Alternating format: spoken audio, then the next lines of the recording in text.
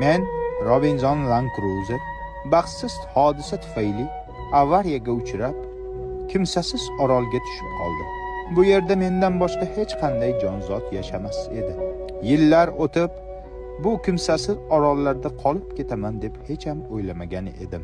Bu yerda ochlikda, suvsizlikda yashadim. Bir kuni ochlikdan o'lay deganimda, yonimda hamrohim Jumaboy kelib qoldi. Jumaboy. Makaldo. Buni qayerdan olding, Jumaboy? Kema keldi. Shaharga ketayotgan ekan, qornimiz och desam, shuni tashab ketdi. Malades, Jumaboy. Jumaboy zo'rmi?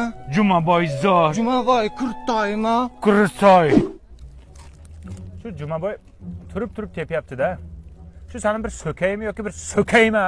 Nimaga? Ha nimaga? Kema o'z oyog'i bilan kelibdi. Shahargacha olib borib tashladi, sen o'lasanmi?